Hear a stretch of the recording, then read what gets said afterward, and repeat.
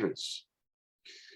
Actually, Fort Davis was first known as Camp Gatun, and poor folks who were there, they were living in tents. It was formally established on 22nd of December 1919. Fort Davis was downgraded to a sub-installation of Fort Gulick in 1956 and was mainly used as for housing.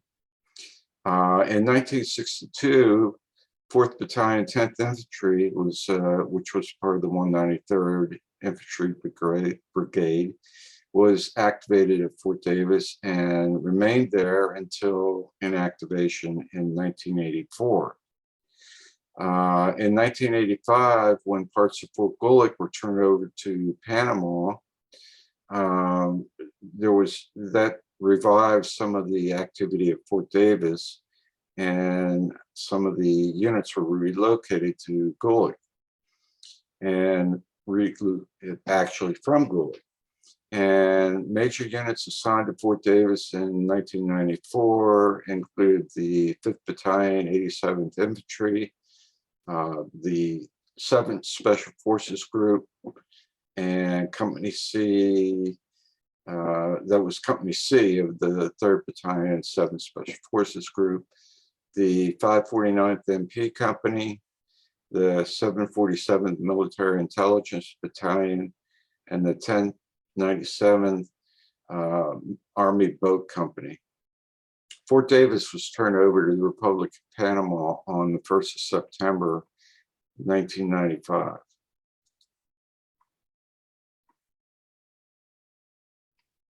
Okay, this is not usually thought of as Fort Davis, but it was actually within there. At one time, this is Mindi Road. At one time, there was a fairly good sized farm in this particular area here. And one of the things they produced was milk. And this Mindi Dock Road was built because the farm had a dock down here where shipments could be brought in or out. It was a deep water dock, and the road, when I was down there, it was all gravel road, and it was kept very clear along the sides and so forth. This was reported by Gregory Kondravi, and he noted that it was sprayed regularly. While I'm here, a couple things I'll show you also is this is a new bridge here that goes across the canal. And the other thing I'll mention is Mindi Dock. Mindi Dock, for a period of time, was used for ferry service, and I think, but I'm not sure, that in the period between when the new locks were being constructed and this bridge opened, the only way you could get back and forth to Fort Sherman was by ferry. But when they did that, they demolished the old Mindi Dock, which was a concrete structure which came out here, and it was cleared back in around here. And I used to go fishing out there quite a bit. At that point in time, as I said, it's deep water dock, or it was a deep water dock. And sometimes we'd go out there and there'd be a ship dock there. And it was like, oh, okay, well, we can't go to the Mindi Dock today. The rumor was that military was using that dock occasionally to bring things in, and we guess, well, it must be ammo or something, in that they docked here rather than docking, in either Cristobal or Coca-Cola. Okay, and you can just barely see it up here. This is Mindi Dock Road and Mindi Dock. 1969 view, low resolution. And Mindi Dock right here, Mindi Dock Road. And in fact, this shows the dairy farm right down here.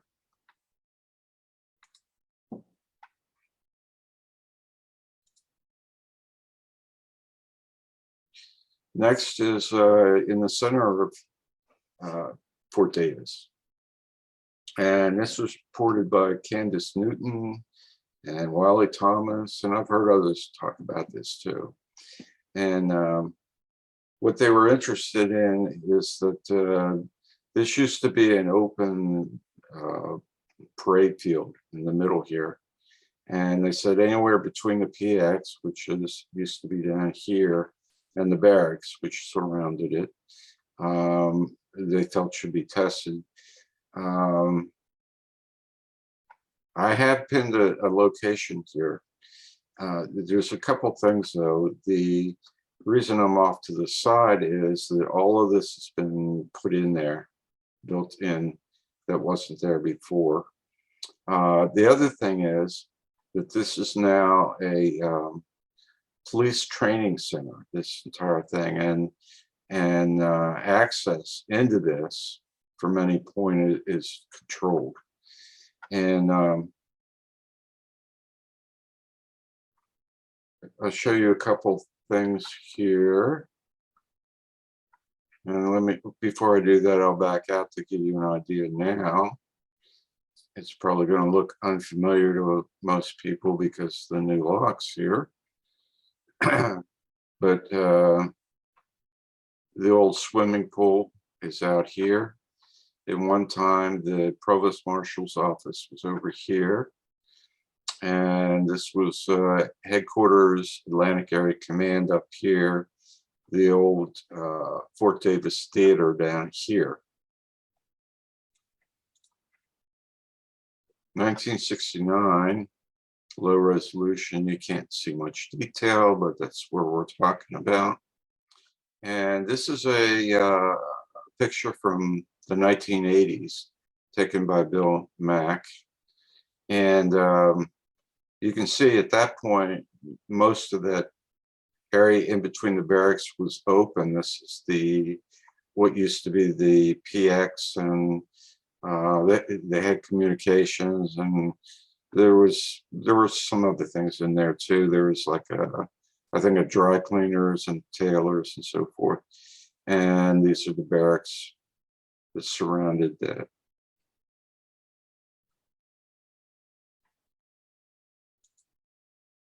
All right, this is an even older picture, and I'm not sure what the date was on this. And the interesting thing is, part of the PX is there.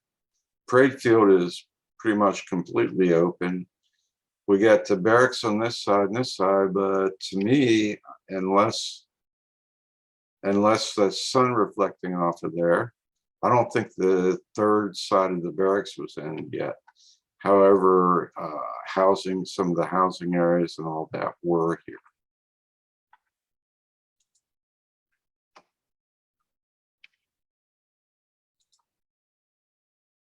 Next place, and I'm the reporter on this one. This came from a pesticide special study that they did. It was a sampling, and one of the locations they took samples from that they reported on in the study was Fort Davis. However, they didn't give any specific places, but a lot of what they were looking at were things such as DDT and its after effect of DDE. And I selected, one of the housing areas here. It's one of the older housing areas. And if we go through, on here. What we're talking about is right over here. And if we look back at Bill Mack's photo taken in the 1980s, here's this housing area here, right across the street from the baseball diamond and so forth.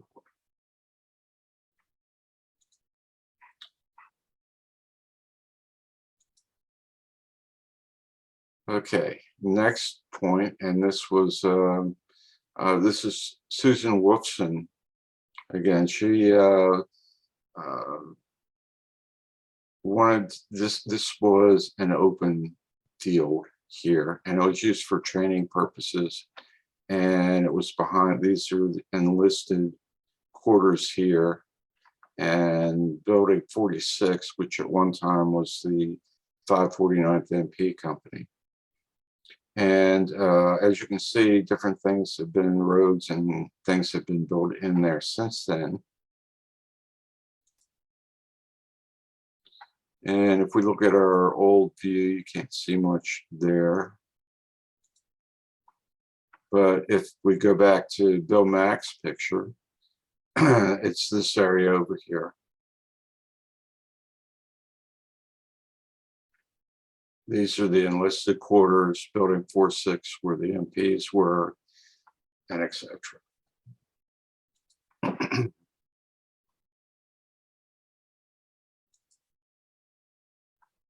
Okay, another location that was reported by Susan Wilson.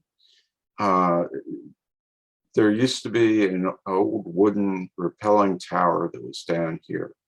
At one point, a long time ago, this was a road that went out to another gate, which at least in the 1970s was not used at that point. So this area was all clear. And we're talking about this location right here. And if we go on to this map, it is right up in this area. This is one of the old canal zone. I'm sorry. I am sorry. Is this area right here. As I said, there used to be a gate through there out of Fort Davis, and where the roadway, this is Boulevard Highway, where it went over to Gatun. So looking on this photo, I tried to see if you could see the Repelling Tower, but I can't tell. And this is the 1980s, so it could have been gone, but it was in this area down here.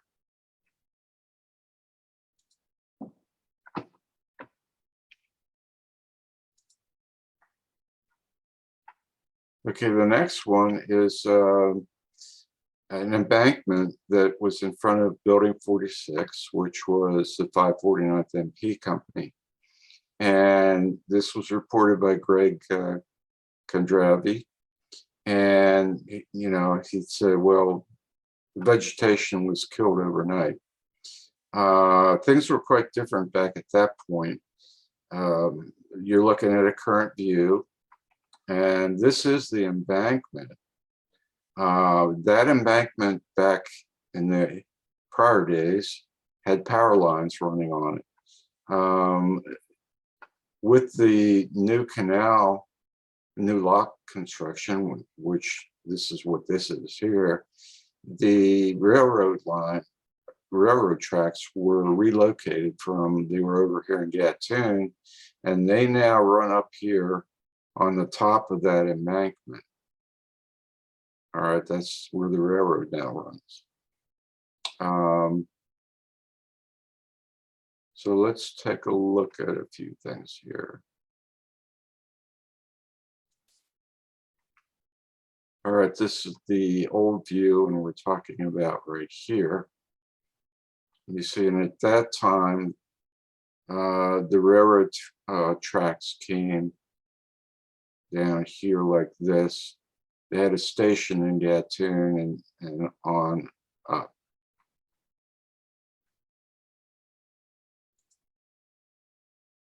All right, if we look at Bill Mack's 1980 photo again, you can see the embankment running here. You can see it's clear. And at that point, it was still, you can still see the power lines that were running along there.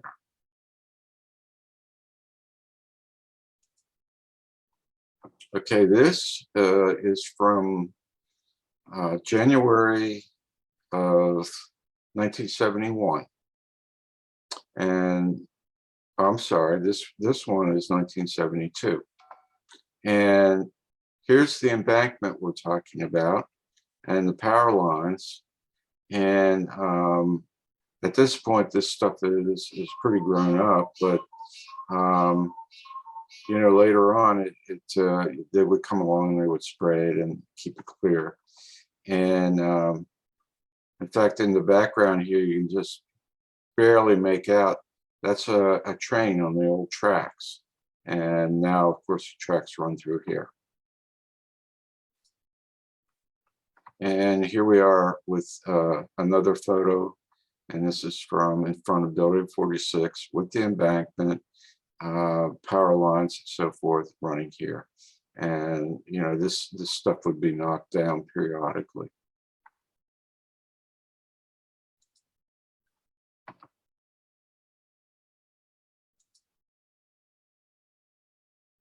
Okay, this was reported by Earl Jones.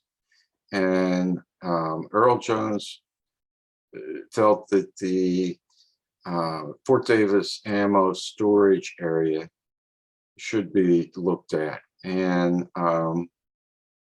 going through all of these areas across the canal zone, it does appear that most of the ammo places did have something to keep vegetation down. Now, this is one of the locations that I have reason to believe the ammo may have been here, but I can't be sure given the time period and so forth. And that appears here on the 1969 view.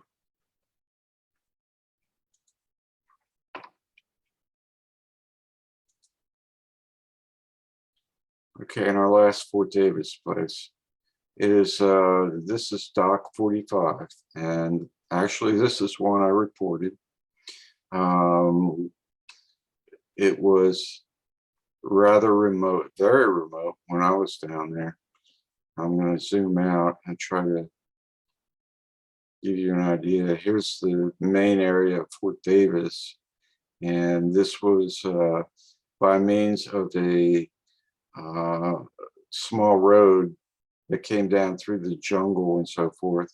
And as you approached it, there were antennas, microwave stuff, and all that, and coming down. And then Dock 45. Since that time, the roads have been realigned somewhat because your new locks are right over on this side. And there's also been new construction along the side of it.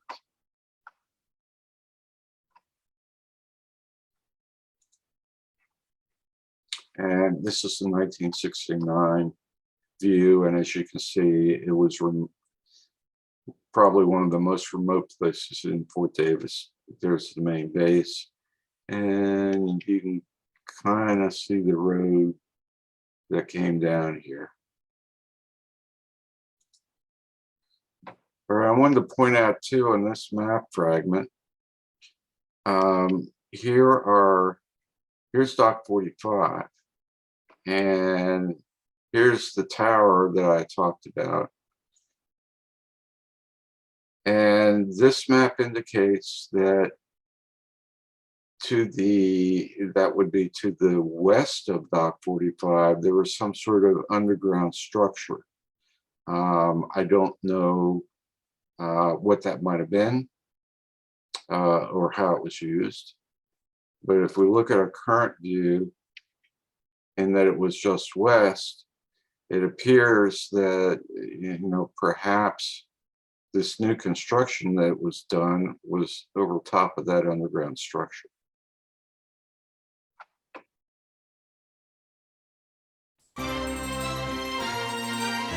I'd like to thank veteran Richard Wyman for putting together all of this information on possible places to test in the Panama Canal Zone.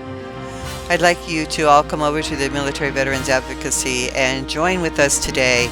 We are further than we have ever been before. We have a rulemaking request that's been granted by the VA Secretary. We have an HR 5026 bill for Panama introduced into the Congress, and we could not have done that without the Military Veterans Advocacy and the leadership of Commander John Wells. There's also a ton of information under the Veterans of Panama Canal that we have submitted to the VA Secretary who granted our request. So this information might be able to help you in your claims. And if you need help with an attorney, if you're at the appeals level, use our contact button and contact our administrative staff and they can guide you for help.